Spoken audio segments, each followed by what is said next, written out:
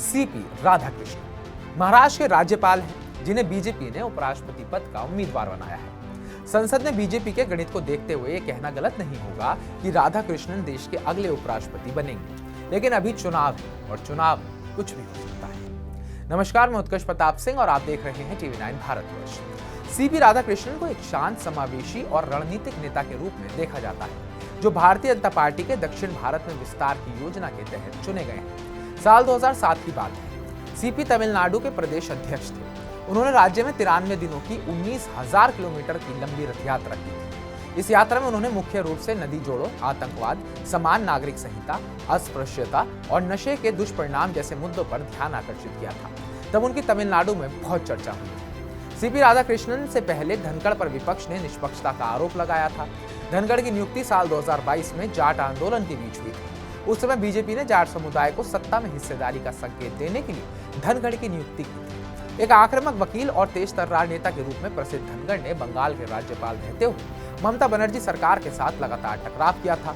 इससे उनकी एक अलग छवि बनाई गई थी। धनखड़ ने इस्तीफा अचानक दिया और अचानक ही विपक्ष के लिए अच्छे भी बन गए। उनके इस्तीफे की खूब चर्चा हुई। एक कारण स्वास्थ्य का भी दिया गया, लेकिन विपक्ष द्वारा जस्टिस यशवंत वर्मा के महाभियोग प्रस्ताव को धनखड़ द्वारा सरकार को बिना बताए स्वीकार करना भी एक अहम कारण माना गया। सीपी राधाकृष्णन बीजेपी के लिए कई मायनों में फिट भी बैठे। एक ऐसा चेहरा जो न केवल लंबे समय से आरएसएस और जनसंघ से जुड़ा रहा है, बल्कि जिसका स्वभाव भी संवैधानिक मर्यादा और संतुलन बनाए रखने वाला कहा जाता है। राधाकृष्णन की छवि दक्षिण भारत से आने वाले एक ऐसे नेता की है जो ओबीसी समुदाय से आते हैं और जिनकी नियुक्ति बीजेपी के सामाजिक समीकरणों को साधने की रणनीति का एक अहम हिस्सा है। वो न केवल तमिलनाडु की राजनीति में सक्रिय रहे हैं, बल्कि महाराष्ट्र जैसे राज्यों में भी उन्होंने संवैधानिक दायरे में रहकर हस्तक्षेप किया है। चाहे स्टालिन के सनातन धर्म पर दिए बयान पर प्रतिक्रिया हो या महाराष्ट्र में विवादास्पद पब्लिक सिक्योरिटी बिल पर विपक्ष की याचिका। विशेषज्ञों का मानना है कि राधाकृष्णन की नियुक्ति ये भी दर्शाती है कि बीजेपी एक ऐसे चेहरे को उपराष्ट्रपति बनाना चाहती है जो टकराव नहीं, सहमति बनाने का काम करे। राधाकृष्णन का आरएसएस से गहरा जुड़ाव उन्हें पार्टी की सोच के और भी करीब लाता है।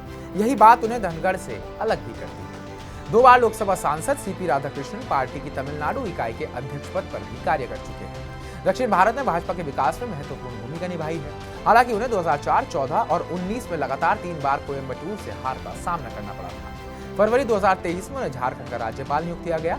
झारखंड के राज्यपाल रहते हुए उन्होंने तेलंगाना के राज्यपाल और पुडुचेरी के उपराज्यपाल का अतिरिक्त कार्यभार भी सौंपा गया था। इसके बाद जुलाई 2024 में वो महाराष्ट्र के राज्यपाल बने।